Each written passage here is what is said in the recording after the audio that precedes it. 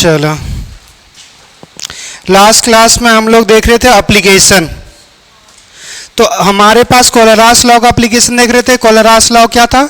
हमारे पास कोई भी आयन स्ट्रॉन्ग से आया वीक से आए उससे कोई मतलब नहीं है। उसका हमारे पास मोलर कंडक्टेंस या इक्विवेलेंट कंडक्टेंस के द्वारा जो कंडक्टेंस ऑफर किया जाएगा वो एक डेफिनेट कंट्रीब्यूशन होगा। जैसे हम लोग बोल सकते हैं कि जैसे अगर तुम लोग सब कहीं जा रहे हो या 10th में कहीं पे गए, अगर टूर पे जा रहे थे, तो ऐसा तो नहीं था कि एक बच्चा 500 दे रहा है, 1000 दे रहा है, सबका इक्वल कंट्रीब्यूशन था। तो सब तो एक फैमिली बैकग्राउंड से नहीं आते। तो वही सेम चीज था कि ये दो टाइप के इलेक्ट्रोलाइट्स, एक स्ट्रांग और दूसरा वीक। तो अब H प्लस स्ट्रांग से आया या वीक से आया, या हमारे पास कोई भी आयन स्ट्रांग से आया या वीक से आया, कोई फर्क नहीं है, वो एक डिफरेंट कंट्रीब्यूशन शो करेगा। और उससे हमने पहला एप्लीकेशन देखा था determination of weak electrolytes, molar limiting conductance of weak electrolytes हमने देखा था। स्ट्रांग से मदद से करते थे। सिंपली हमारे पास जो चाहिए था, जो भी वीक में था उसका स्ट्रांग में ढूंढते थे उसका कंपोजिशन, और उसी को रीअरेंज ऐसा करते थे कि हमारे पास जो इलेक्ट्रोलाइट्स होगा वही सिर्फ रहेगा। उससे हमने आई थिंक अमोनियम हाइड्रोक्साइड का निकाला था, एसिडिक एसिड का निकाला था। चलिए, उसके बाद हमने देखा था दूसरा जो एप्लीकेशन था वो डिग्री ऑफ डिसोसिएशन था। यही था डिग्री ऑफ डिसोसिएशन, जो हमारे पास होता था number of moles dissociated divided by total number of moles taken. तो हमारे पास जितना डिसोसिएट होगा उतना कंडक्टेंस शो करेगा।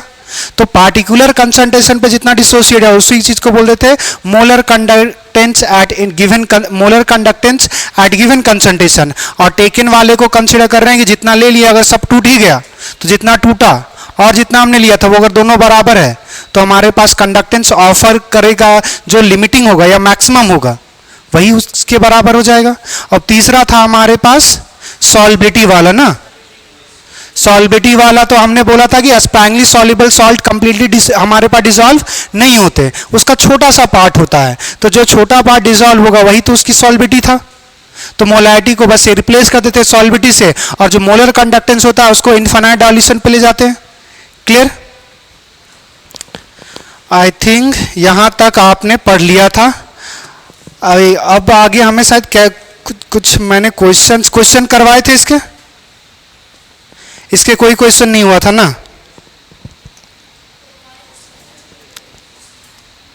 क्वेश्चंस करवाए थे, एप्लीकेशन का एग्जाम्पल करवाए थे, मगर हमने सॉल्बिलिटी या ऐसा कुछ नहीं निकाला था ना। एक क्वेश्चंस लिखो। क्वेश्चन लिखो, calculate the limiting conductance. Calculate limiting conductance of ammonium hydroxide. ये आपको कैलकुलेट करना है और आपके पास गिवन है। गिवन आपके पास दे दिया हुआ है molar conductance of barium hydroxide BaOH का होल 2, ये वैल्यू दे दिया हुआ है 460। फिर आपके पास मोलर कंडक्टेंस ऑफ BaCl2, ये आपके पास दे दिया हुआ है 240। और molar conductance of ammonium chloride ये दे दिया हुआ है 130। सबका यूनिट जो होगा वो साइमन सेंटीमीटर स्क्वायर पर मोल दिया हुआ है। आपको यहाँ से ऐसा अरेंज करना है कि आपको अमोनियम हाइड्रोक्साइड का मिल जाए।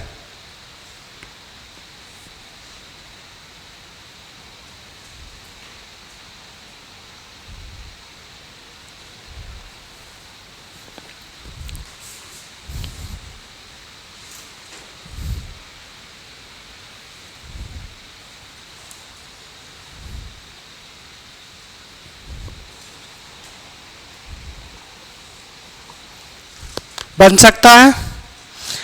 सीधा सिंपली आपको कुछ नहीं करना है, आपको ढूंढना है जिसमें एक अमोनियम आयन हो और दूसरा OH माइनस हो। अमोनियम आयन एक चाहिए, OH माइनस भी एक चाहिए। बाकी जो आयन्स ऐड होंगे एक्स्ट्रा उसको सिंपली क्या करोगे, सब्सट्रैक्ट कर दोगे। गौर से देखो यहाँ पे OH कितना है, हमें जरूरत कितना है, इसको कितने से डिवाइड कर दोगे। बात समझ में आया? दूसरा देखो यहाँ पे हमारे पास अमोनियम आयन है, कितने हैं, जरूरत कितने का था, कोई मल्टीप्लाई कोई डिवाइड नहीं, दूसरा देखो, जब यहां पे करोगे तो यहां पे Ba और यहां पे हमारे पास Cl आ गया है। अब यहां पे इन दोनों का कंपाउंड जो देखोगे वो हमारे पास BaCl2 है। अब हमारे पास बेरियम कितना ज्यादा हुआ था, 1।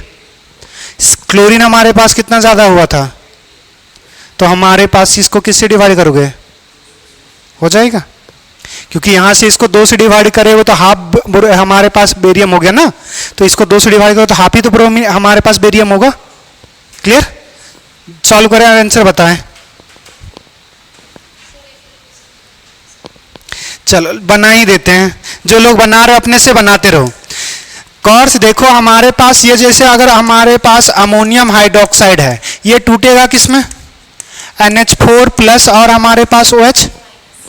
हमें बस इन दोनों का कंडक्टेंस चाहिए। क्लियर? अगर इनका कंडक्टेंस निकल गया तो ऐड कर देंगे तो हमारे पास आ जाएगा इलेक्ट्रोलाइट्स का। अब हमारे पास इनका इनका दिया हुआ है। अब इनका देखो, सबसे पहले हमारे पास क्या दिया हुआ है, BaOH का होल 2। अब ये जब टूटेगा तो ये क्या टूटेगा, Ba2 प्लस और 2 टाइम्स ऑफ OH माइनस। याद करो थर्मोकेमिस्ट्री बनाए हो, उसमें सिंपली क्या करते थे, अगर हमें कोई भी किसी रिएक्शंस का हीट निकालना होता था तो हमें टारगेट एक रिएक्शंस होता था, अरेंज करते थे और एक सिंगल सब रिएक्शंस बनाते थे। अब यहां से देखो, इसमें हमारे पास OH कितना है, हमें जरूरत कितना है, तो क्या इस इक्वेशन को अगर 1/2 से डिवाइड कर दे तो हमारे पास OH एक ही मिलेगा। अब इसका मोलर कंडक्टेंस कितना था हमारे पास, 460। तो यहां से ऐसा लिख सकते हैं, डायरेक्ट लिखो, यहां से मोलर कंडक्टेंस हमारे पास अमोनियम हाइड्रोक्साइड का ये क्या आ गया, 460 बटा हमारे पास। दूसरा देखना, दूसरा हमारे पास लेना Ba। अच्छा, इसको पहले हमारे पास जरूरत था OH और NH4, तो लास्ट वाला आ जाओ इस पे। हमारे पास NH4Cl, ये टूटेगा तो हमारे पास NH4 प्लस और Cl माइनस। हमें जरूरत कितना था अमोनियम आयन का, और एक जरूरत था, एक ही बन रहा, तो इसको 1 से मल्टीप्लाई करो या फिर कुछ नहीं बोले, मल्टी से मल्टीप्लाई करो, कोई मतलब। तो सीधा सिंपली इसका कितना था हमारे पास, क्या बात समझ में आया? दूसरा देखो, अब हमारे पास यहां पे देखेंगे तो एक्चुअली में हमारे पास कितना हो गया, ये हाफ बेरियम हो गया। अब हमारे पास क्लोरीन कितना है, एक एक्स्ट्रा हुआ। ये दोनों तो जरूरत था ना हमारे पास, ये जरूरत था, ये इसकी जरूरत है और इसकी जरूरत था हमको, मगर इसकी जरूरत और इसकी जरूरत तो नहीं था। अगर ये ऐड हुआ तो इसको क्या करना पड़ेगा, सब्सट्रैक्ट करना पड़ेगा। तो सीधा सिंपली अब उसको सब्सट्रैक्ट करने के लिए देखो, जो एक्स्ट्रा हुआ है हमारे पास बेरियम और क्लोरीन एक्स्ट्रा हुआ था, बेरियम और क्लोरीन से बना हुआ एक कंपाउंड दे दिया हुआ आपके पास। अब ये जो कंपाउंड्स है BaCl2, ये जब टूटेगा तो हमारे पास Ba plus 2 times of Cl minus. अब देखो हमारे पास इससे मल्टीप्लाई करते तो बेरियम कितना होता, आधा। क्लोरीन हमें कितना है, 1। क्लोरीन यहाँ पे कितना है, इस इक्वेशन को कितने से मल्टीप्लाई करना पड़ेगा, क्या बात समझ में है? तो अगर 1/2 से करेंगे तो इजीली हो जाएगा। तो ये हमारे पास प्लस ये हो जाएगा 130 बटा, बात समझ में आया? इतना ही सा काम करना है। तो ये हमारे पास कितना हो जाएगा, 230 प्लस, अच्छा माइनस में, सॉरी ये माइनस में होगा, 230 130 माइनस 100, सॉरी ये हमारे पास 6 दूना 12 65, ये हमारे पास 2 और 300 कितना था, अच्छा 240 था, सॉरी 240। अब इसका हमारे पास 2 करेंगे तो 1/120 आ जाएगा, यहाँ पे 10 बचेगा, 240 साइमन सेंटीमीटर स्क्वायर पर मोल लिख लीजिए।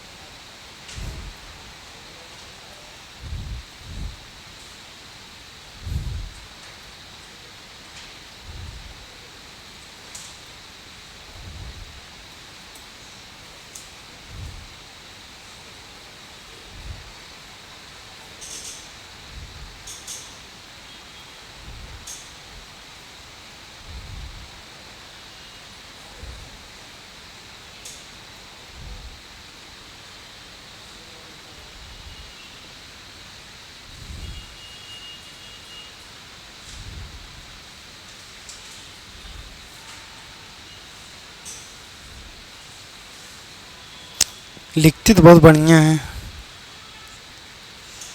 जल्दी जल्दी जल्दी, बस जल्दी जल्दी लिख।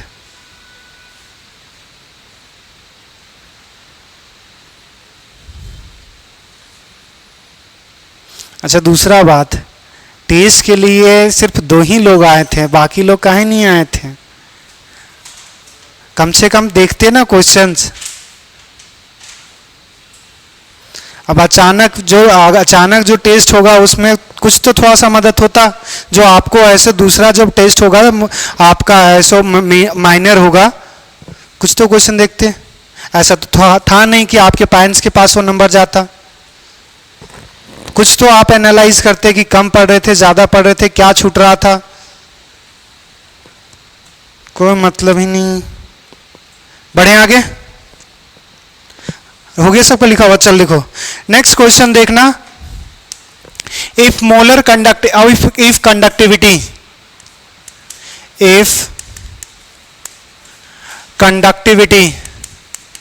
Conductivity of 0.01 molar ammonium hydroxide is 1.15 into 10 to power minus 4 Simon per centimeter, and molar conductance at infinite dilution of ammonium ion, molar conductance at infinite dilution of OH minus। ये हमारे पास जो डाटा है, एक 75 और दूसरा 200, ठीक है। एक हमारे पास 75 और दूसरा 200 दिया हुआ है। ये साइमन सेंटीमीटर स्क्वायर पर मोल दे दिया हुआ है। फाइंड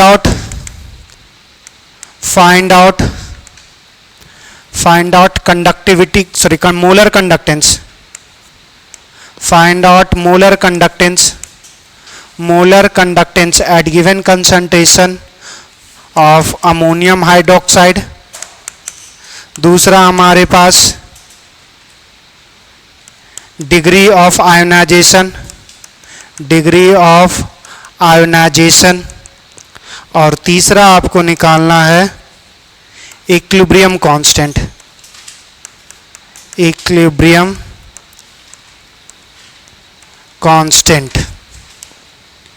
देखो कैसे बनाओगे, पहले एक बार देख लेना। देखो ये हमारे पास दिया हुआ कंडक्टिविटी, मतलब कप्पा का वैल्यू दिया हुआ है, कप्पा का वैल्यू दे दिया हुआ है, कंसंट्रेशन दे दिया हुआ, और ये दे दिया हुआ इनफाइनाइट डाइल्यूशन पे। तो अगर मोलर कंडक्टेंस अगर करोगे तो इन दोनों को देखो, अगर अमोनियम हाइड्रोक्साइड टूटेगा तो अमोनियम आयन और OH माइनस में टूटेगा, दोनों का स्टोइकोमेट्री 1:1। तो मोलर कंडक्टेंस जब निकालते थे इनफाइनाइट डाइल्यूशन पे तो सिंपली क्या करते थे, उसके स्टोइकोमेट्री से मल्टीप्लाई करते थे। इक्विवेलेंट में कोई मल्टीप्लिकेशन नहीं होता था, सिंपल एडिशन। तो मोलर कंडक्टेंस में ये भी हमारे पास, इसमें दोनों का कोफिशिएंट 1 है तो ये भी ऐड हो जाएगा। दूसरा देखो, अब इसके लिए अगर हमें निकालना है तो इसके लिए फॉर्मूला पढ़े थे, कप्पा इंटू हमारे पास 1000 डिवाइडेड बाय मोलारिटी। तो ये आ जाएगा हमारे पास molar conductance at given concentration कितना था, 0.01। अब देखो डिग्री ऑफ डिसोसिएशन मतलब अल्फा बराबर लास्ट क्लास में बताए हैं, यहाँ पे जो हमारे पास होगा गिवन कंसंट्रेशन पे, और यहाँ पे आ जाएगा लिमिटिंग कंडक्शन। इन दोनों को ऐड करोगे लिमिटिंग का वैल्यू आ जाएगा, यहाँ से सॉल्व करोगे गिवन कंसंट्रेशन पे आ जाएगा। तीसरा इक्विलिब्रियम कांस्टेंट, ये देखो अगर अमोनियम हाइड्रोक्साइड टूटेगा, NH4OH टूटेगा, तो ये हमारे पास टूटेगा NH4 प्लस और OH माइनस में। तो अगर कंसंट्रेशन C कंसिडर कर लेते हैं T इज इक्वल टू 0 पे, और T is equal to T equilibrium पे C कंसिडर करते हैं, तो C में C अल्फा रिएक्ट करेगा, इसका C अल्फा और इसका C अल्फा। अब अगर यहाँ से C कॉमन लेंगे तो 1 माइनस अल्फा होगा, क्योंकि अमोनियम हाइड्रोक्साइड एक वीक इलेक्ट्रोलाइट है। तो हमारे पास क्या हो जाएगा, ये डायरेक्ट अप्रॉक्स हमारे पास C लिख सकते हैं। अब देखो यहाँ से इक्विलिब्रियम कांस्टेंट अगर निकालोगे तो K बराबर क्या आएगा, K बराबर आएगा C alpha into C alpha divide by C। C से C क्या होगा, कैंसिल, तो K बराबर डायरेक्ट आ गया C अल्फा स्क्वायर। यहाँ से अल्फा निकाल चुके हो, कंसंट्रेशन दिया हुआ 0.01, मल्टीप्लाई करोगे K का वैल्यू आ जाएगा। बात समझ में आ गया? ट्राई करो, फिर से बोल रहा हूँ, यहाँ पे कप्पा दे दिया हुआ 1000, 0.01 पुट करोगे, ये आ जाएगा। अब अगर यहाँ पे बस ये कंसंट्रेशन आ गया, इन दोनों को ऐड करोगे इन्फिनाइट पे आ जाएगा अल्फा का वैल्यू। और अगर हमारे पास अल्फा का वैल्यू यहाँ पे पुट कर देना, कंसंट्रेशन से मल्टीप्लाई कर दो, इक्विलिब्रियम कांस्टेंट आ जाएगा। ट्राई करें, पुट करना कम से कम वैल्यू।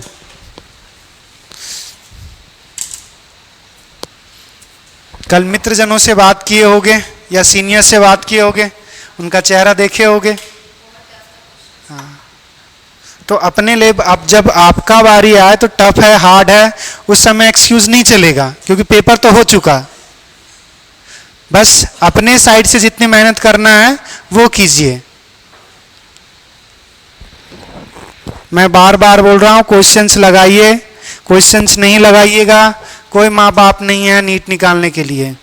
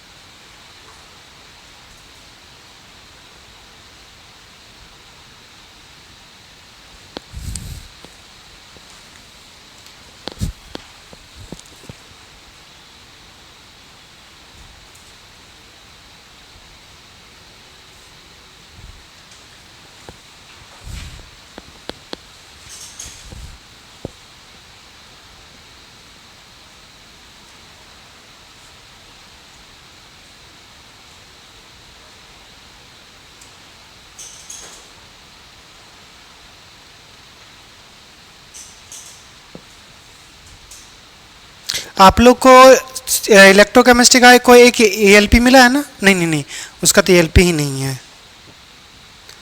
अभी आगे जो पढ़ाएंगे उसका एएलपी होगा।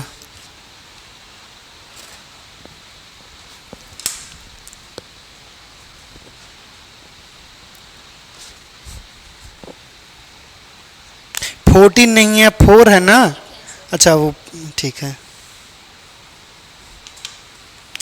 ये -4 था यार, ये प्लस तू दिखा। अरे तो पुट करना कम से कम वैल्यू, क्वेश्चंस में इंडिकेट कर दिए, कम से कम वैल्यू तो पुट कर।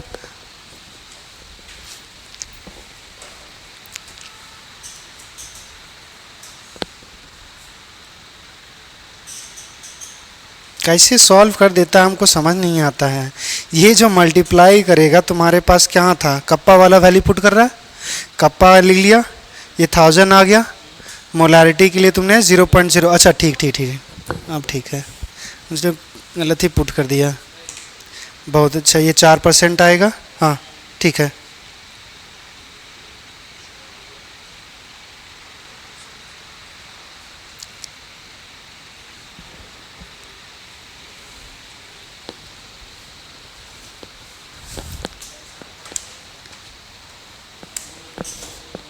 बनाया तू रे?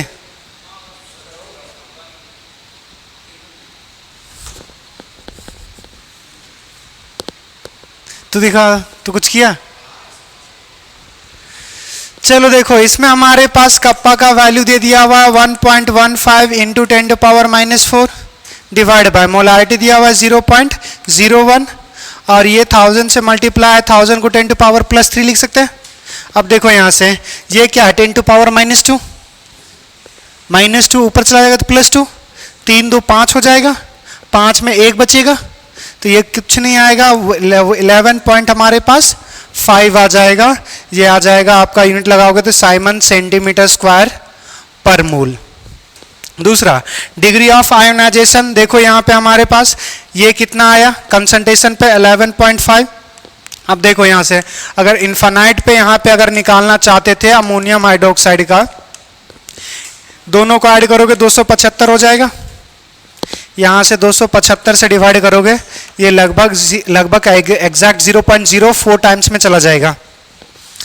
अब देखो इक्विलिब्रियम कांस्टेंट निकालना था, सी का वैल्यू दिया हुआ था 0.01, अल्फा का वैल्यू कितना लेकर आ गए 0.04 का होल स्क्वायर।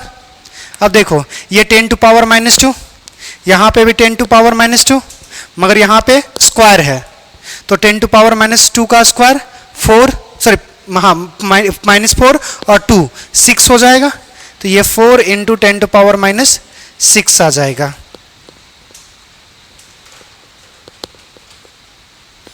किसी में किसी को प्रॉब्लम या फिर से बताऊं?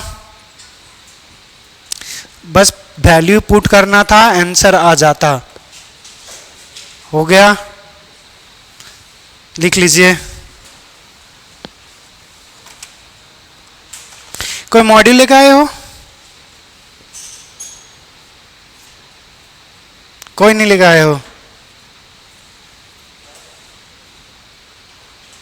ऊपर जाना, मैं डेस्क पे रखा होगा, जल्दी लेकर आओ तो। अरे जाओ ना।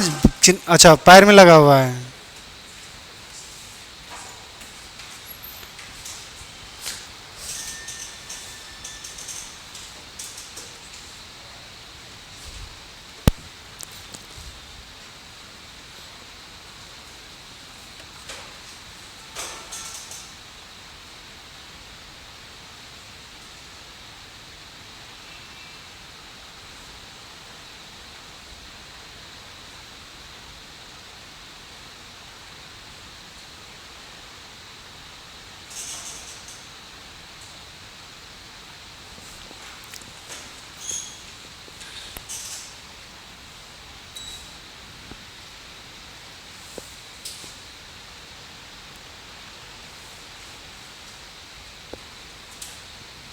लिख लिए? एक और क्वेश्चन करना चाहोगे या आगे बढ़ें? बनाएगा? चलो दूसरा एक क्वेश्चन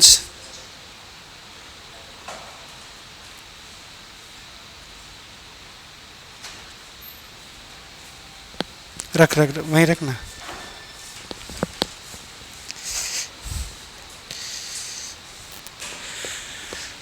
दिया हुआ आपके पास गिवन दिया हुआ है, आपके पास कंडक्टिविटी कप्पा दे दिया हुआ आपके पास AgBr का, AgBr का कंडक्टिविटी दे दिया हुआ है, ये दे दिया हुआ 8.5 इंटू 10 टू पावर -3 साइमन पर सेंटीमीटर।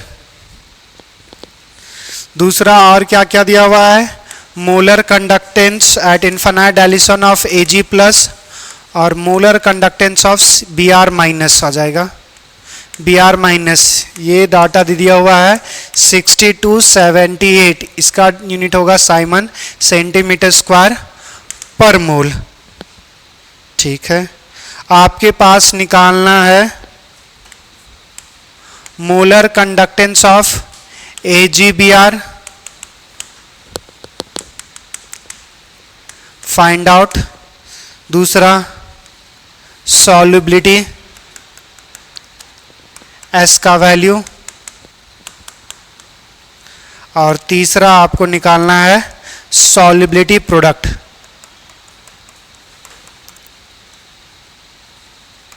मतलब KSP। ये तीन चीज आपको निकालना है।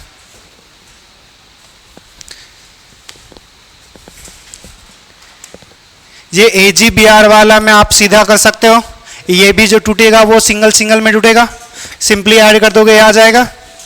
सॉल्युबिलिटी का फॉर्मूला पता था अगर याद होगा तो, कप्पा इनटू हमारे पास 1000 डिवाइड बाय क्या हो जाएगा, molar conductance at infinite dilution, यही लिखवाएं।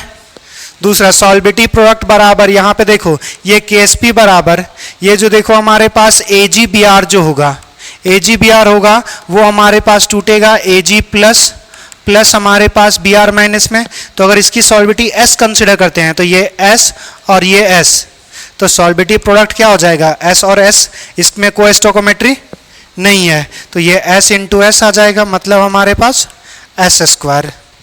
बनाइए।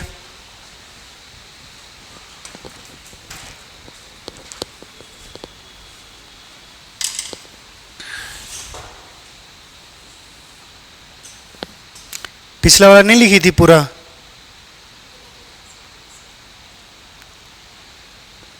तो टाइम तो दिए थे ना, तो अपने से बना रही थी, तो लिखने में इतना टाइम कैसे लग सकता है?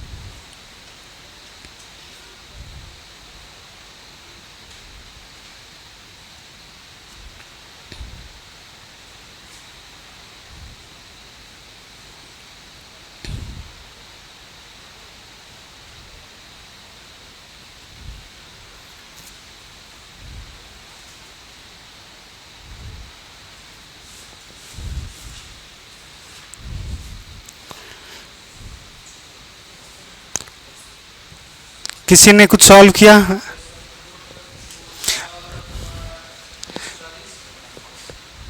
ये सिंपली इसमें क्या करना था, 62 और 72 को ऐड करना था। ये क्या हो जाता हमारे पास Ag प्लस का मोलर कंडक्टेंस और हमारे पास molar conductance of Br minus को ऐड करना था। ये 8 2 10 हो जाता है, 7 और 6 13 और 1 14, 140 साइमन सेंटीमीटर स्क्वायर पर मोल हो जाता। कप्पा का वैल्यू दे दिया हुआ 8.5 इंटू 10⁻³ इंटू हमारे पास 1000 divide by molar conductance and infinite dilution कितना है 140। ये देखो 10⁻+3, इसको लिख सकते हैं, इसको -3, तो ये कितना आ रहा है 6.05। ये इतना आ गया। अब देखो हमारे पास, अच्छा इतना, एक मिनट रुक जाना यार, इतना कम थोड़ी आना चाहिए, या तो डाटा हम गलत लिखे कि सही।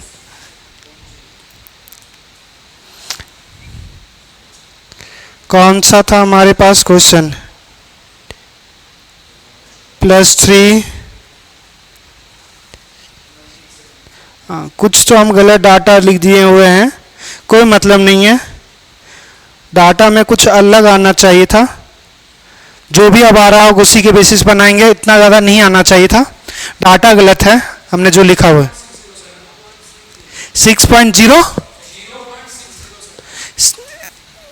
0.06, फिर से बोल 0.0607, इसको लिख सकते हैं 6.07 इंटू 10⁻⁻1। अच्छा -1 लिखने का जरूरत है।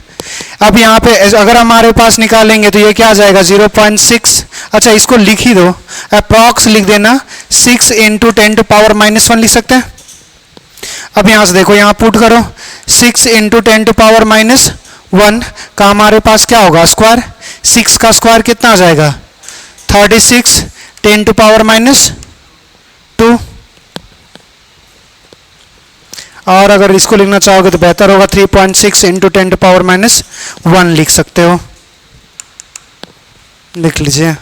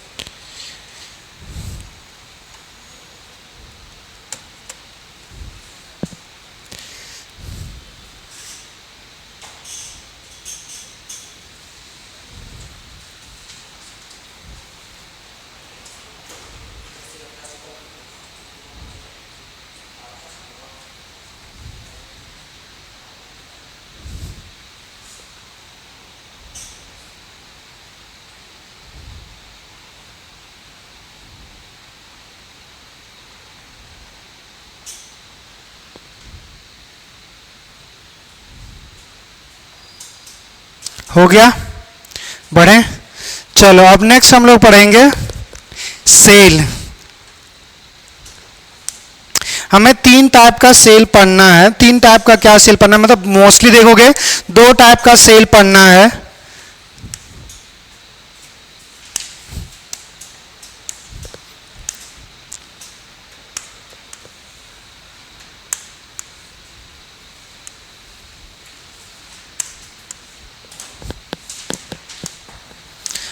हमें सेल की बात करनी है। ये बायो वाला सेल नहीं है, बैटरी वाला सेल है।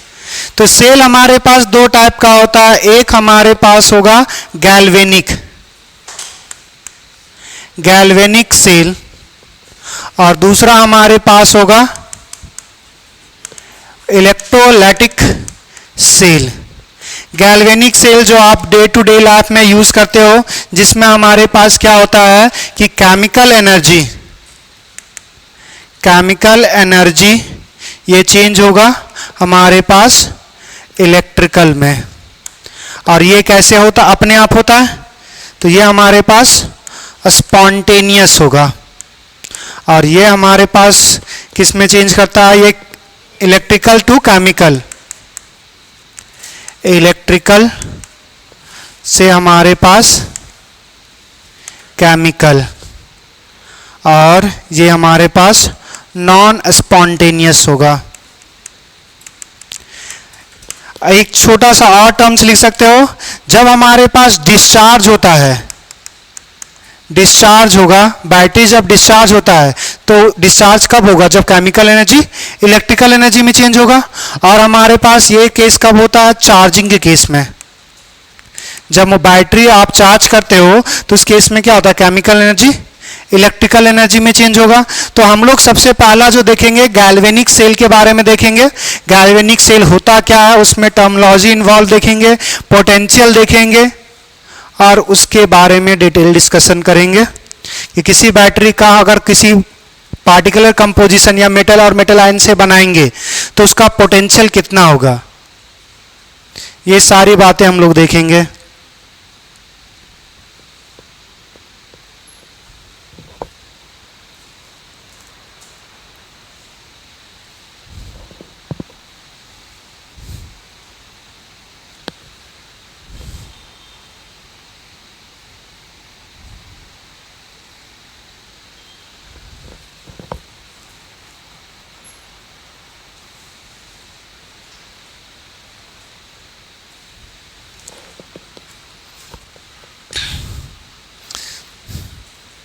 का डिस्क पे लाइन खींच रहे हैं, इधर देखना।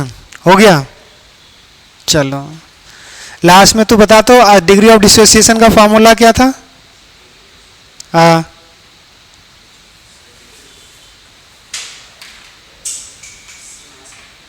C minus alpha. बहुत अच्छा, बहुत आगे जाओगे। मोलर कंडक्टेंस का किसका फॉर्मूला याद है तुम्हें, काहे अपने साथ भी ऐसा काहे कर रहे हो और हमारे साथ भी ऐसा काहे कर रहे हो, पढ़िए।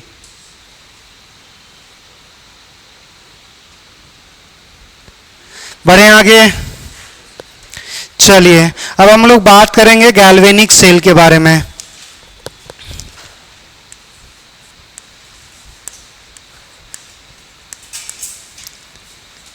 Galvanic cell. गैल्वेनिक सेल क्या है? हमारे पास अ सेल विच कन्वर्ट, वही चीज, a cell which convert chemical energy to electrical energy by spontaneous redox reactions. यहाँ पे रेडॉक्स रिएक्शंस होगा, मतलब कोई ऑक्सीडाइज होगा और कोई रिड्यूस होगा। ऑक्सीडेशन क्या होता है?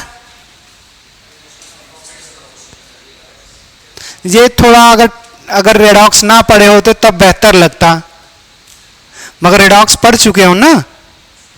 और कुछ पढ़े थे? एडिशन ऑफ ऑक्सीजन और रिमूवल ऑफ हाइड्रोजन के अलावा और कुछ पढ़े थे? ऑक्सीडेशन क्या होता है? लॉस ऑफ इलेक्ट्रॉन क्या होता है? ऑक्सीडेशन या reduction? Loss of electron, gain of electrons, oxidation और रिडक्शन ही, ऑक्सीडेशन और रिडक्शन का ही है। तो आपको बस ये बता देना है लॉस ऑफ इलेक्ट्रॉन मतलब ऑक्सीडेशन या रिडक्शन, और गेन ऑफ इलेक्ट्रॉन मतलब इंक्रीज इन ऑक्सीडेशन नंबर। क्या है? ऑक्सीडेशन या reduction? Increase in oxidation number, reduction. और हमारे पास decrease in oxidation number, oxidation. ये मेरे को बताना सोडियम है, सोडियम से सोडियम प्लस में जा रहा है, एक इलेक्ट्रॉन लॉस करेगा। ये कैसा प्रोसेस है? ऑक्सीडेशन या रिडक्शन? सही बात है, ऑक्सीडेशन है। यहां पे सोडियम का ऑक्सीडेशन नंबर कितना है? यहां पे कितना है? तो 0 से 1 क्या है? बढ़ रहा है घट रहा है? तो increase in oxidation number is also known as oxidation. Oxidation क्या क्या होता है फिर से सुनना। आपने एक एडिशन ऑफ ऑक्सीजन या removal of hydrogen, loss of electrons, हमारे पास इंक्रीज इन ऑक्सीडेशन नंबर, और हमारे पास एडिशन ऑफ इलेक्ट्रोनेगेटिव एलिमेंट्स। जैसे ऑक्सीजन का ही एडिशन नहीं, क्लोरीन को भी ऐड करोगे तब भी वो भी हमारे पास ऑक्सीडेशन कहलाएगा, क्योंकि इन सब के केस में लॉस ऑफ इलेक्ट्रॉन्स होता है।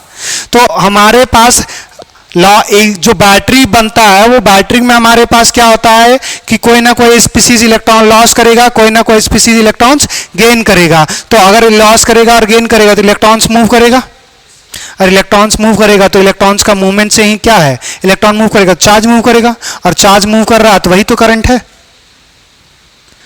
गैल्वेनिक सेल क्या है? It is a cell, it is a cell which convert chemical energy to electrical energy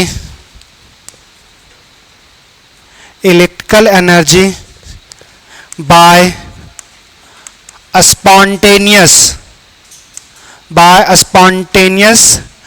redox reaction।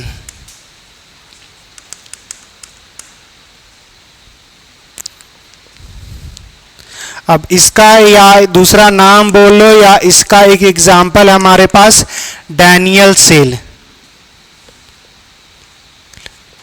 Daniel cell. अब इस डैनियल सेल का हमें देखना है, या हमारे पास गैल्वेनिक सेल का कंस्ट्रक्शन देखना है कि कैसा होता है बैटरी।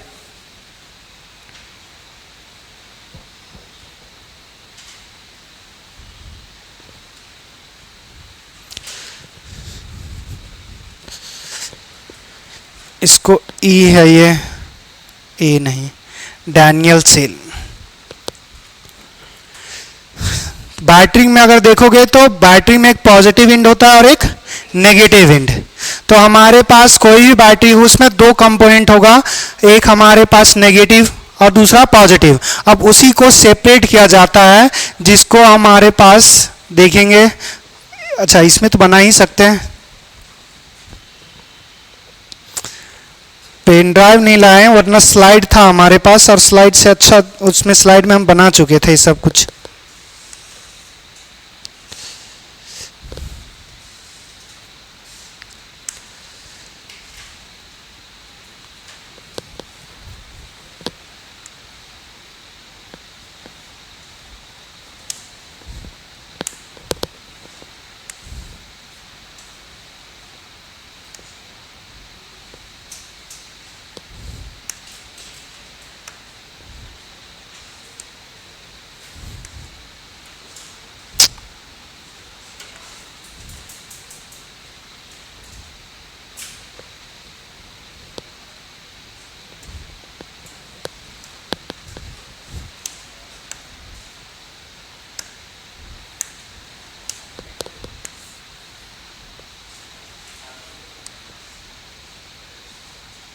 चलो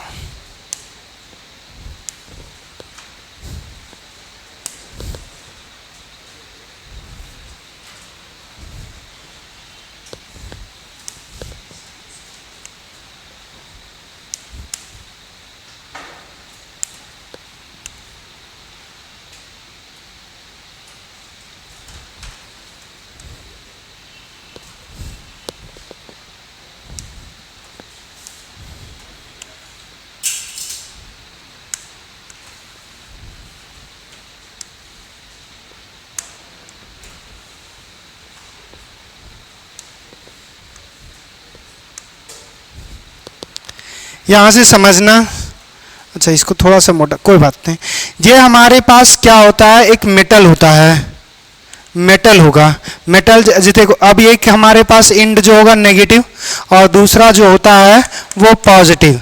अब यहाँ से याद रखना कि जिसमें हमारे पास इलेक्ट्रिकल से केमिकल एनर्जी निकल रहा होगा, मतलब गैल्वेनिक सेल जो होगा, जो स्पॉन्टेनियस होगा, उसमें जो नेगेटिव जो होता है वो हमारे पास एनोड होगा। ये हमारे पास एनोड होता है और जो हमारे पास पॉजिटिव होगा वो हमारे पास कैथोड होगा। यहां से देखो, यहां पे क्या होता है हमारे पास, जैसे अगर मेटल को हम कंसिडर करें तो ये जिंक होगा। जिंक क्या होता है, जिंक का मेटल लेंगे और जिंक का मेटल लेने के बाद हम उसको एक सॉल्यूशन में डिप करेंगे। ये एक हमारे पास सॉल्यूशन में क्या है, डिप्ड है। अब ये जो सॉल्यूशन में डिप होता है वो जनरली जैसे जिंक है तो जिंक का ही लेंगे सॉल्यूशन। तो जिंक का जनरली हम लोग जो लेते हैं वो लेंगे जिंक सल्फेट। ये होगा हमारे पास ZnSO4। तो इसमें हमारे पास क्या होगा, Zn2+ और हमारे पास क्या होगा SO4 2-। SO4 हो या ना हो, क्लोराइड भी ले सकते हो, कोई मतलब नहीं है। हमारे पास बस ये होना चाहिए, जिंक है तो जिंक के आयन का हमारे पास क्या होना चाहिए, इलेक्ट्रोलाइटिक सॉल्यूशन। जैसे अगर कॉपर का लेंगे तो कॉपर का सॉल्यूशन होना चाहिए, कॉपर के कंपाउंड्स का। क्लियर? जिस मेटल का लेंगे उसका करस्पॉन्डिंग इलेक्ट्रोलाइट्स होना चाहिए। दूसरा, यहाँ पे एनोड्स पे हमारे पास जो मेटल ले रहे हैं वो हमारे पास ले रहे हैं कॉपर प्लेट। अब कॉपर प्लेट को हमने जो डीप किया हुआ है ये हमारे पास कॉपर के सॉल्यूशन में होगा, कॉपर के सॉल्यूशन में होगा। और ये हमारे पास यहाँ पे मान लेते हैं कि कॉपर सल्फेट ले लिए हैं CuSO4, तो कॉपर हमारे पास होगा Cu2+ और क्या होगा SO4 2-। एनोड पे हमारे पास देखो, एनोड्स पे हमारे पास क्या होगा, एनोड्स पे किसी का भी, जैसे दो टाइप का बैटरी हमने पढ़ा, एक हमारे पास क्या है गैल्वेनिक सेल और दूसरा है इलेक्ट्रोलाइटिक। तो एनोड किसी का भी हो, एनोड पे एक काम होगा, एनोड्स पे हमारे पास ऑलवेज ऑक्सीडेशन होगा।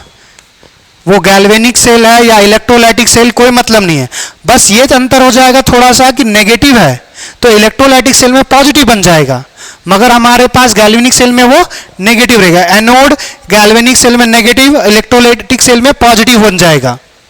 अभी फिलहाल यहाँ पे गैल्वेनिक सेल पे देखें, किसी का भी एनोड हो, एनोड पे हमेशा क्या होगा, ऑक्सीडेशन। ऑक्सीडेशन मतलब लॉस ऑफ इलेक्ट्रॉन। यहां से क्या होगा, ये जो जिंक आपको नजर आ रहा है ये जिंक Zn2+ में चेंज होगा।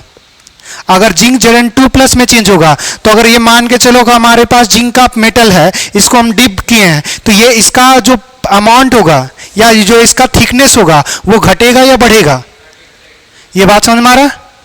और हमारे पास जो Zn2+ का इलेक्ट्रोलाइट में जो कंसंट्रेशन है वो घटेगा या बढ़ेगा? अरे मेटल का घटा रहे हो, इसमें सॉल्यूशन में बढ़ेगा ना। क्लियर?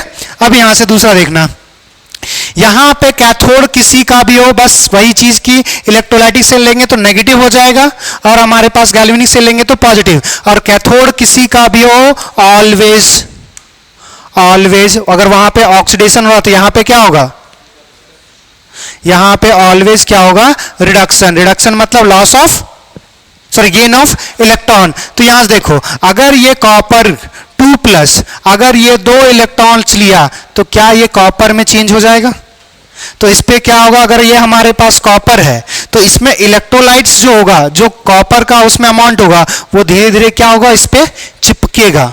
तो इसमें डिपोजिशन देखने को मिलेगा, इसमें लिबरेशन देखने को मिलेगा कि इसमें लिबरेट करेगा, स्केप करेगा, और इसमें क्या होगा, डिपॉजिट होगा। तो एनोड पे हमारे पास स्केप करेगा मॉलिक्यूल्स, लिबरेट करेगा, और यहां पे हमारे पास क्या होगा, डिपॉजिट होगा। क्या इतनी बातें समझ में आया? अब देखो, जब हमारे पास जिंक Zn2+ और हमारे पास 2 इलेक्ट्रॉन्स में होगा, तो इलेक्ट्रॉन जो होगा वो यहां से नेगेटिव से इलेक्ट्रॉन्स मूव करता है।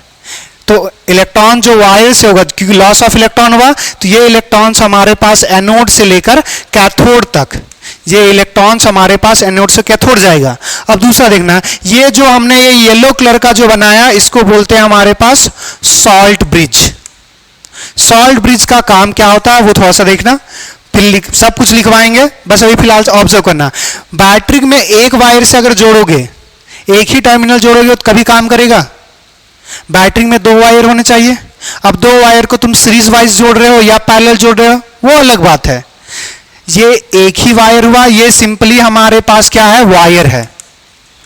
जो नॉर्मल हमारे पास कोई भी आयर, जो कॉपर का लो या आयरन का लो, किसी का भी लो, ये वायर है, और यहां पे वोल्ट मीटर लगाए हैं वोल्टेज मेजर करने के लिए।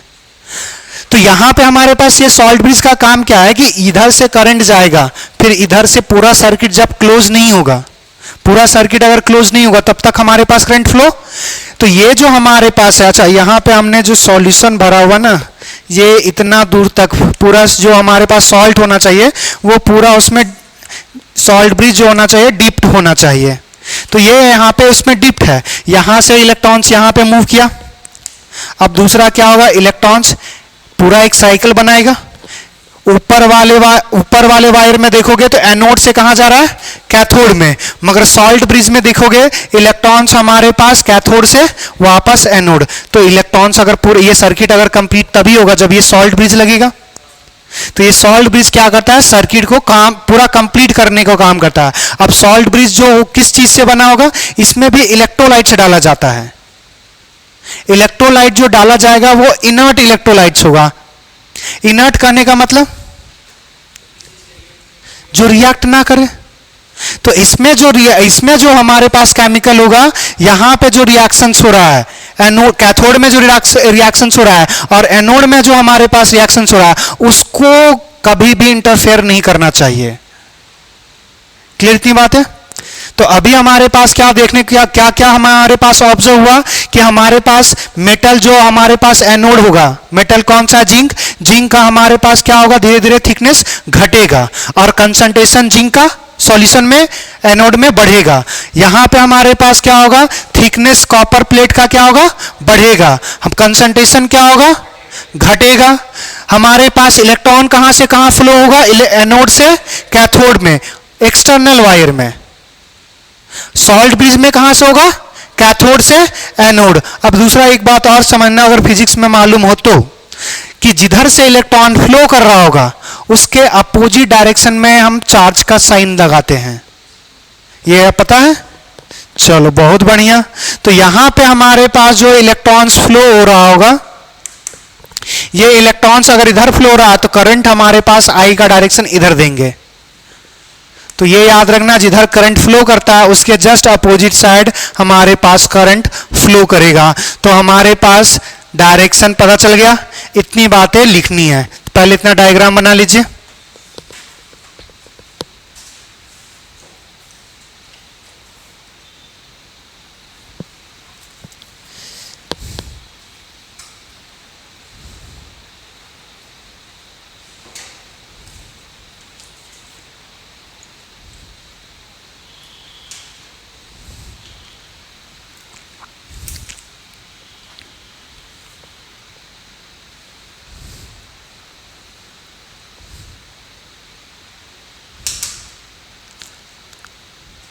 अच्छा, कभी किसी ने, पता नहीं तुम लोग किए हो कि नहीं, नमक का सॉल्यूशन डाल, अच्छा तुम लोग ने नहीं किया होगा, हम लोग ने क्या किया है वो बताते हैं। पहले जब हमारे पास बैटरी खत्म हो जाता था ना, बैटरी क्या, हाँ, तो कितने लोग ये काम किए हो? तो इसमें सिंपली आप क्या करते थे, याद करो कि पहला बैटरी जब खत्म होता था तो उसमें जो काला काला रॉड निकलता था, उस रॉड को लेते थे, उसको बस एक रेत में डालते थे फिक्स करने के लिए, उसमें नमक डालते थे और फिर नमक पानी का सॉल्यूशन डालते थे, उसको दिन भर धूप में रखते थे, दिन भर धूप में रखते थे और शाम में वो फिर लाइट जलेगा। तो दिन भर धूप में क्या हुआ कि वो ऐसो एनर्जी एब्जॉर्ब किया, और उसमें जो पानी हुआ, जो पानी डाल रहे हो तो उसमें क्या हुआ, सोडियम और क्लोरीन आयन टूटा। अब सोडियम और क्लोरीन आयन जो टूटा, जो अलग अलग था धूप सनलाइट में, अब जब वो रात में कर रहे हो तो वो फिर अपने अपने रिस्पेक्टिव इलेक्ट्रोड्स की तरफ गया। तो एक जो कंटेनर जो ग्लास वाला बाउंड्री बाहर रखते थे और दूसरा जो रॉड डाले थे, दोनों को बस कनेक्ट करते थे, इतना सिंपल सा काम करते थे। तो बस उसी जैसा यहां पे भी हो रहा है, बस यहां पे दो अलग अलग चेंबर है, वो वहां पे सिंगल एक चेंबर था, और सिंगल चेंबर होने के कारण उसका ड्यूरेशन बहुत कम होता था, बहुत देर तक वो इफेक्टिव नहीं होता था। मगर ये जो बैटरी जो जिसमें एनोड और कैथोड सेपरेटेड होता है, वो हमारे पास बहुत देर तक लॉन्ग रन करेगा। घर में इन्वर्टर देखते हो जिसमें पानी ऐड करते हो, वो लंबे ड्यूरेशन तक चलता है, यही है डैनियल सेल। बस यहाँ पे बस कंपोजिशन उसमें अलग होगा, उसको लेड सेल बोलते हैं, लेड मरकरी सेल।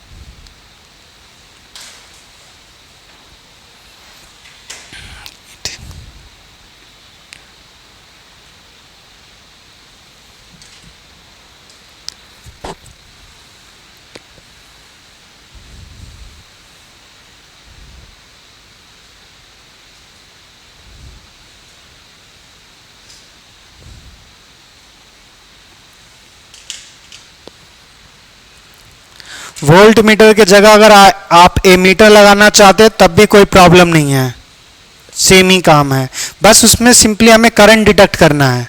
तो वोल्टेज जो हम लोग जो जनरली काम करेंगे वो वोल्टेज वाला काम करेंगे कि कितने वोल्ट का बैटरी बनेगा। हाँ बोलो। हाँ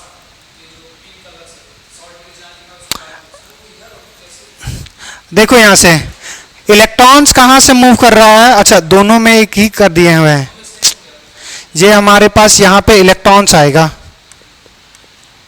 यहाँ पे करंट है, ये इलेक्ट्रॉन ऐसे गया ऐसे, और करंट ऐसे जा रहा था फिर ऐसे।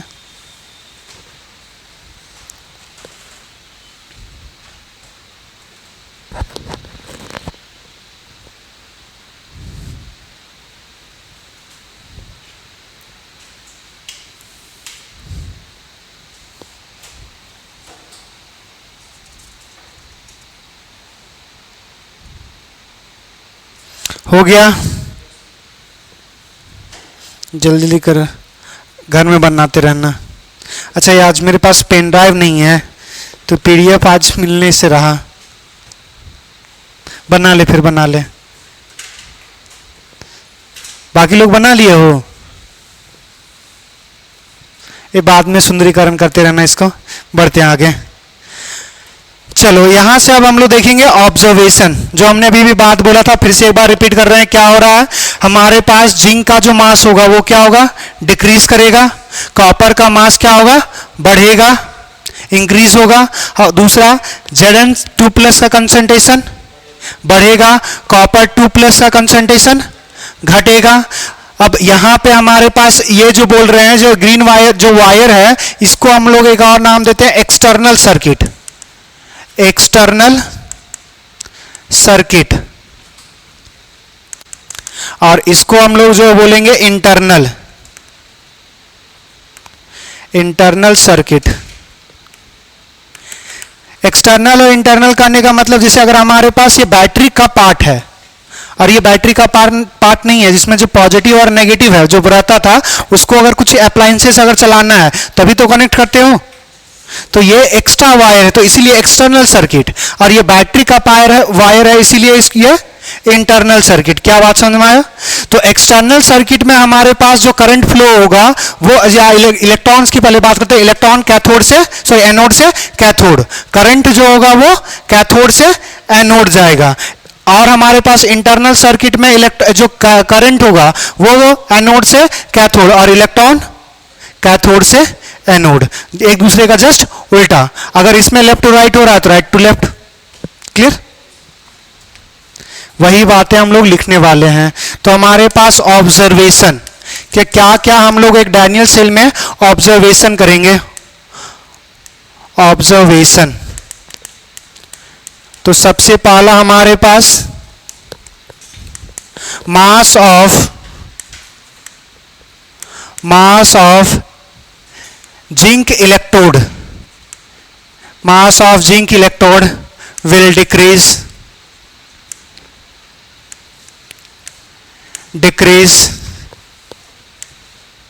decrease in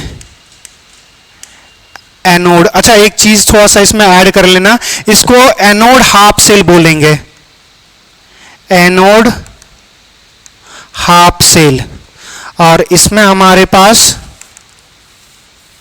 cathode half cell, आधा आधा सेल है, दोनों को कंबाइन करके एक पूरा सेल बनेगा। और एनोड हाफ सेल में हमारे पास रिएक्शंस क्या हो रहा था, जिंक हमारे पास ऑक्सीडाइज हो रहा है Zn+2 प्लस 2 इलेक्ट्रॉन, और कैथोड में हमारे पास क्या हो रहा था, Cu2 प्लस डिपोजिट हो रहा था। तो Cu प्लस, अच्छा इसमें रिडक्शन होगा तो गेन ऑफ इलेक्ट्रॉन दिखाना पड़ जाएगा, ये 2 इलेक्ट्रॉन्स कैप्चर करेगा और ये बन जाएगा Cu सॉलिड। इसको बेहतर लिखने के लिए एक्वस मीडियम कर लेना, ये ऐड कर लो थोड़ा सा। ये एनोड हाफ सेल है, वो कैथोड हाफ सेल है, ये तो लिखने की जरूरत नहीं है, ये इलेक्ट्रोड्स हैं, ये electrolytes. Anode half cell reaction Rxn,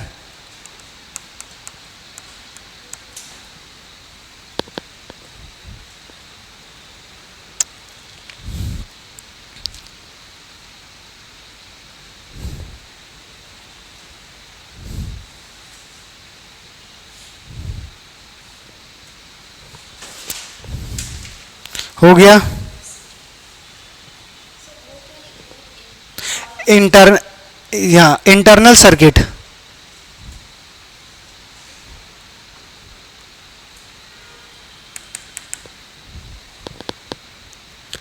तो पहला लिख रहे थे mass of zinc electrode will decrease in anode half cell, anode half cell while copper, mass of copper electrode, mass of copper electrode will increase in cathode half cell। दूसरा point, concentration of Zn+2 will increase in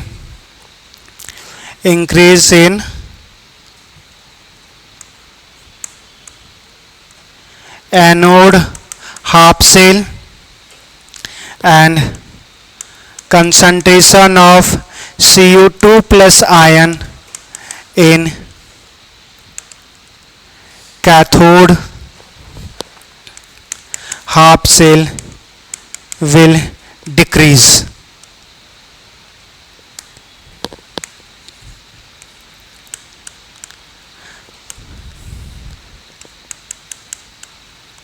Electron flow from anode to cathode in external circuit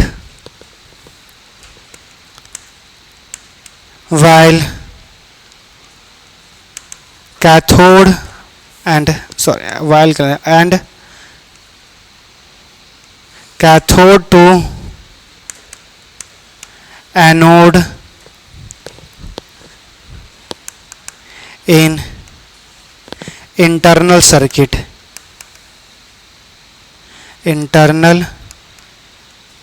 circuit, या फिर इसी चीज को क्या लिख सकते हो, salt bridge.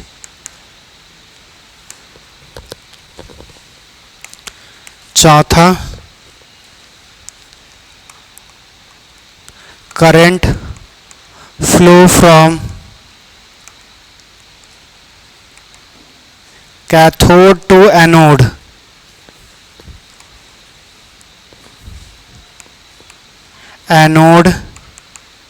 in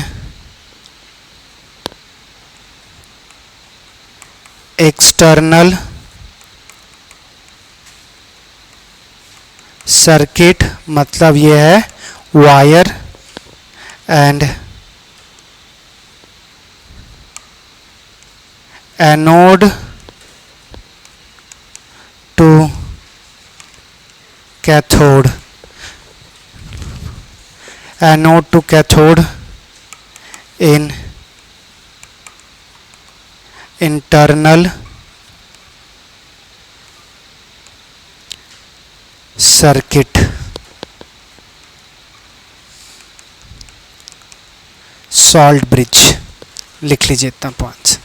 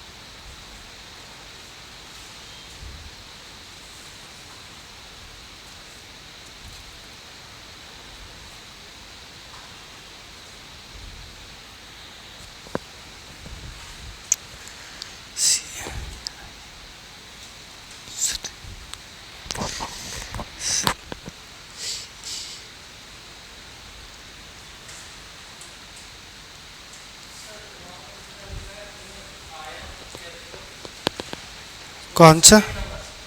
Second, concentration of Zn2 plus will increase in cathode half cell and concentration of Cu2 plus ion in concentration of Cu2 plus ion in cathode half cell will decrease.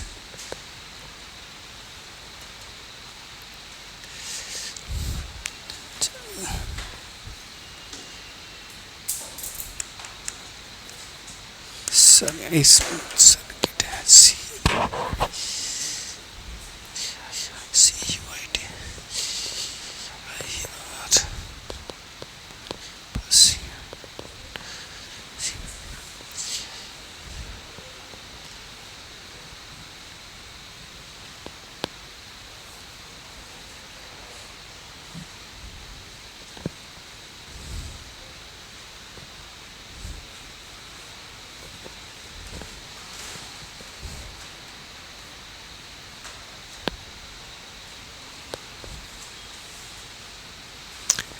हो गया ये?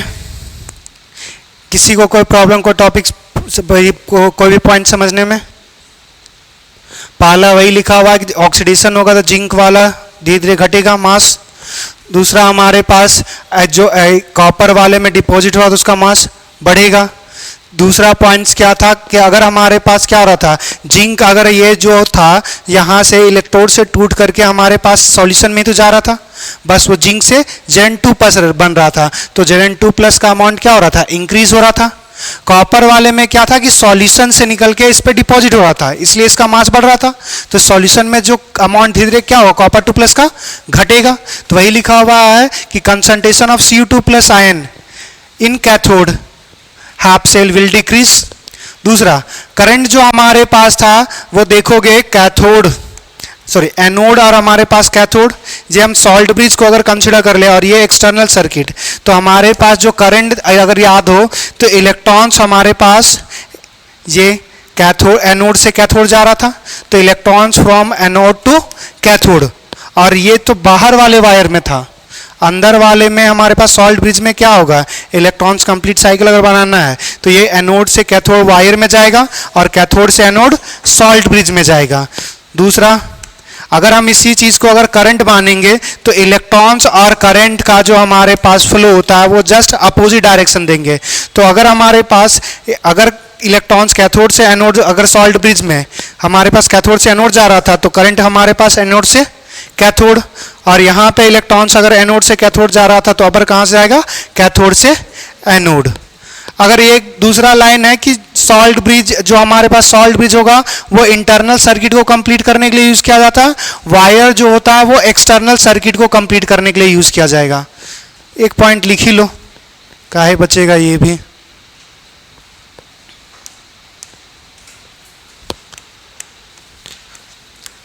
Wire is use to complete external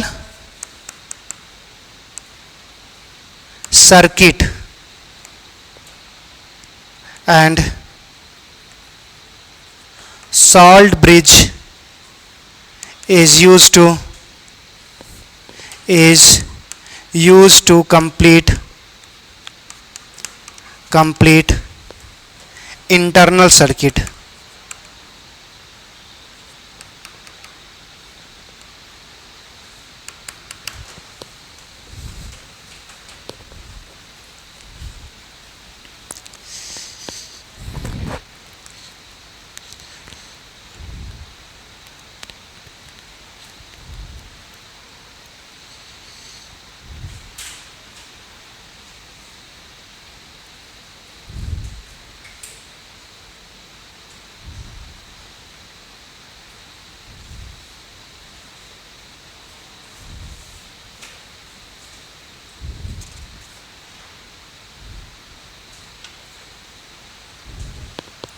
हो गया।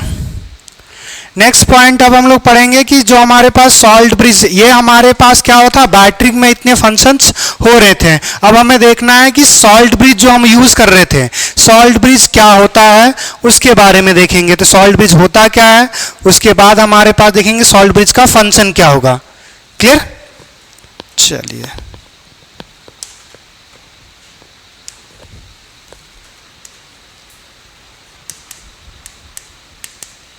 Salt bridge, तो salt bridge क्या है, एक laboratory device है, एक लैबोरेटरी डिवाइस है जो यू शेप का है। गौर से देखोगे तो हमारे पास ये कैसा है, यू शेप का ही है। तो एक यू शेप का एक लैबोरेटरी डिवाइस होता है जो सर्किट या एनोडिक हाफ सेल और कैथोडिक हाफ सेल को कनेक्ट करने में यूज किया जाता है। क्लियर,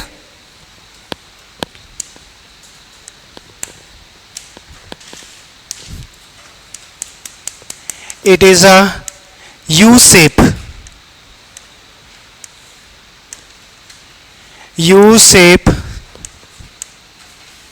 laboratory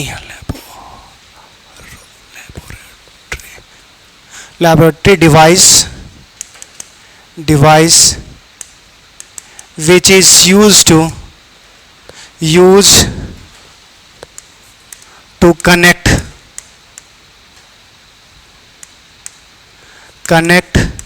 the anodic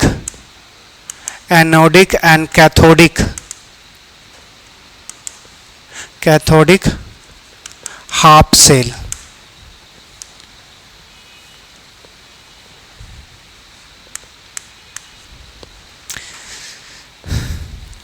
दूसरा क्या होता है कि ये सॉल्ट ब्रिज किससे किससे बना होगा, अभी कुछ देर पहले कई इलेक्ट्रोलाइट्स बोले थे, इनर्ट इलेक्ट्रोलाइट्स, और इनर्ट इलेक्ट्रोलाइट्स को मिलाया जाता है जेलेटिन, या फिर हमारे पास अगर अगर सोल्यूशन, जेलेटिन नाम सुने होंगे,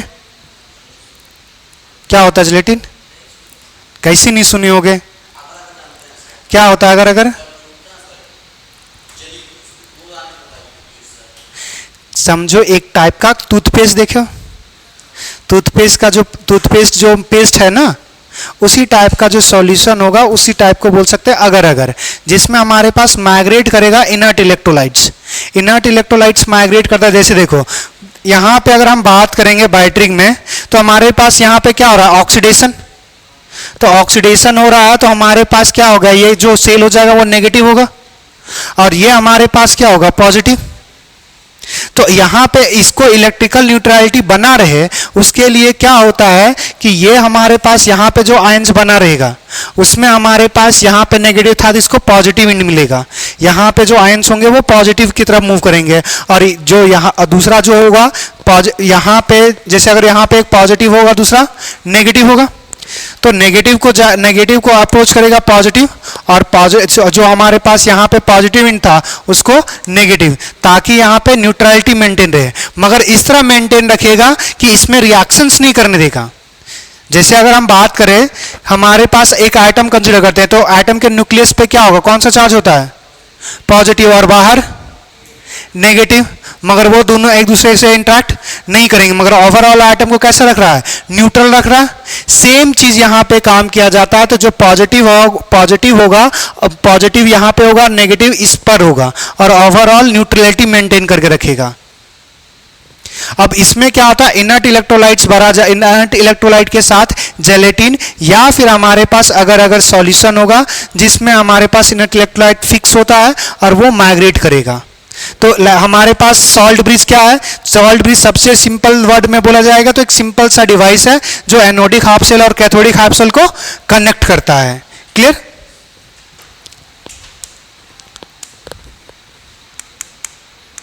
it contain inert electrolyte. Inert electrolyte मतलब नॉन रिएक्टिव। नॉन रिएक्टिव कहने का मतलब है रिएक्शंस करेगा, मगर वो सेल में जो रिएक्शंस हो रहा था, जैसे एनोड पे और कैथोड पे जो रिएक्शंस हो रहा था उसमें इंटरफेयर नहीं करेगा। ऐसा नहीं कि हमारे पास जो ग्रुप 18 एलिमेंट्स होता था वो इनर्ट वो रहेगा। यहां पे एक टर्म्स लिखा हुआ इलेक्ट्रोलाइट्स, मतलब वो भी केटाइन और एनाइन में टूटेगा, मगर वो रिएक्शंस नहीं शो करेगा सेल में जो हो रहा हो उसके साथ। तो it contain inert electrolytes along with अगर अगर और जेलेटिन लिख लीजिए।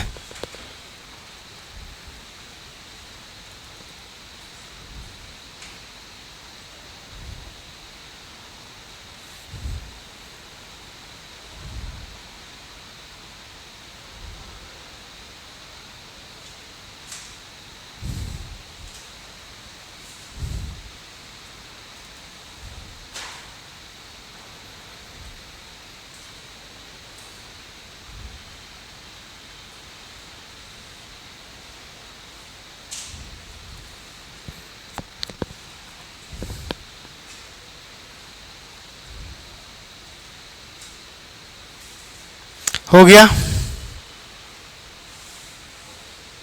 जल्दी लिख लें।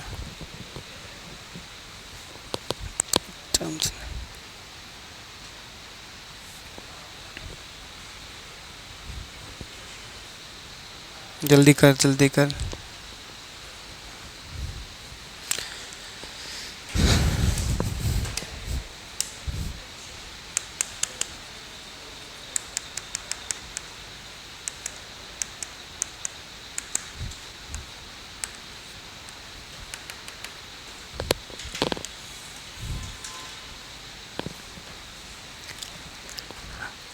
जब हम सॉल्ट ब्रिज लेंगे तो उसमें इनर्ट इलेक्ट्रोलाइट और जेलेटिन होगा।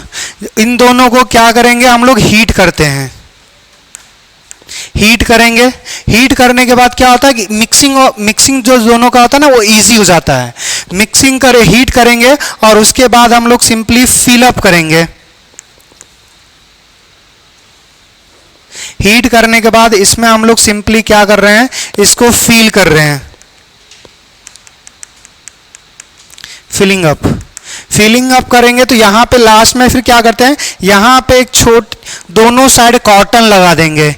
ये कॉटन क्यों लगाते हैं वो थोड़ा सा याद रखना कि कॉटन हमारे पास डिफ्यूजन को रोकता है। डिफ्यूजन समझ में आता है?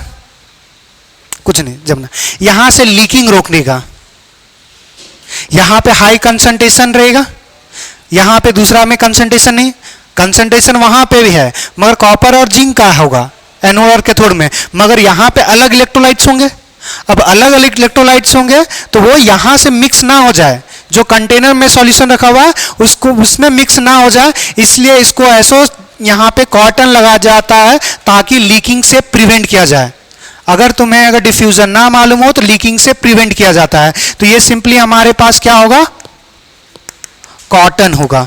तो इनर्ट इलेक्ट्रोलाइट और जेलेटिन को गर्म करेंगे, उसके बाद इसमें ये जो यू शेप है, जो सॉल्ट ब्रिज या यू टाइप का जो भी हमारे पास शेप का होगा उसमें फिल करेंगे और दोनों साइड कॉटन लगा देंगे। और कॉटन यूज इसलिए किया जाता है to prevent leaking, to prevent leaking.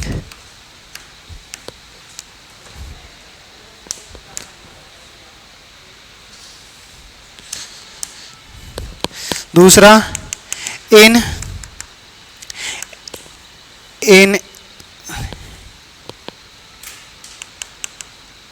inert electrolyte is chosen such a way that migration of cation and anion are same। यहां से बात समझना कि इनर्ट इलेक्ट्रोलाइट में पॉजिटिव और नेगेटिव होगा, तो पॉजिटिव और नेगेटिव ऐसा कंपोजिशन लेंगे जिसमें हमारे पास पॉजिटिव का जो स्पीड होगा एक जगह से दूसरी जगह मूव होने का, और नेगेटिव का जो पॉजिटिव का जितना होगा उतना ही नेगेटिव का होना चाहिए। अगर हमारे पास ना सेम होगा तो वो फिर इनर्ट इलेक्ट्रोलाइट्स में यूज नहीं करेंगे। क्लियर? अब इसमें हमारे पास देखो, इसमें जो जनरली जो हमारे पास सॉल्यूशन जो लेते हैं वो हमारे पास लेते हैं KCl, पोटाशियम और क्लोरीन का जो माइग्रेशन होता है लगभग अप्रॉक्स सेम माना जाता है। दूसरा AgNO3, इसका भी हमारे पास सिल्वर और नाइट्रेट आयन का माइग्रेशन लगभग सेम लिया जाता है। तो जनरली ये दोनों इलेक्ट्रोलाइट्स हमारे पास यूज होते हैं।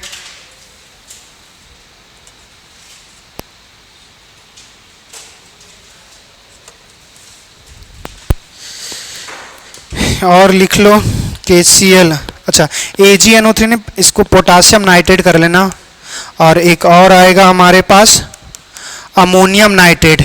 जनरली इन सब का यूज करते हैं। अब दूसरा एक और थोड़ा सा बात देख लेना, प्रिसिपिटेशन रिएक्शन सुने हो, जब हमारे पास दो कंपोजिशन मिलके इनसॉल्युबल प्रिसिपिटेट बना ले, इनसॉल्युबल मॉलिक्यूल्स बना ले, वही प्रिसिपिटेशन होगा। तो हमारे पास कुछ मॉलिक्यूल्स हैं जैसे Ag प्लस Hg2 पर 2 प्लस और Pb2 प्लस एंड Tl हमारे प्लस प्लस। ये आयन हमारे पास अगर ये इलेक्ट्रोड्स में होगा, अगर ये हमारे पास इलेक्ट्रोड्स बोल रहे हैं, हाँ एनोडिक हाफ सेल या कैथोडिक हाफ सेल में होगा, उस समय हम लोग ऐसो KCl हमारे पास यूज नहीं करेंगे, क्योंकि अगर याद होगा AgCl प्रिसिपिटेट बनाता है, HgCl2 प्रिसिपिटेट बना देगा, PbCl2 प्रिसिपिटेट बनाएगा, TlCl प्रिसिपिटेट बनाएगा। अगर प्रिसिपिटेट बना देगा तो वो कैसा हो गया, इनर्ट इलेक्ट्रोलाइट्स नहीं होगा, अब वो रिएक्ट कर लिया। तो प्रिसिपिटेशन से बचाने के लिए अगर हमारे पास ये सारे इलेक्ट्रोड्स अगर यूज हुए हैं या इसके आयंस यूज हुए हैं तो उस समय हम लोग KCl चूज नहीं करेंगे to prevent precipitation. Clear? Ions are used in anodic and cathodic half cell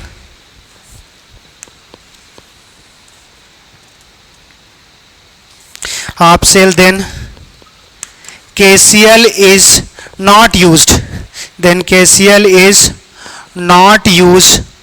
to prevent precipitation और precipitation का जो फॉर्म होगा वो लिख दे रहे हैं, हमारे पास AgCl आ जाएगा, AgCl, उसके बाद Hg2Cl2 PbCl2 और हमारे पास TlCl, ये सारे प्रिसिपिटेट हो जाते हैं। तो हम लोग KCl यूज नहीं करेंगे जब हमारे पास Ag plus Hg2 plus Pb2 plus और Tl प्लस अगर प्रेजेंट होगा तो।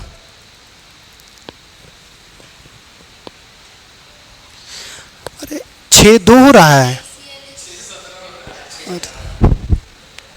रुक जा पहले तो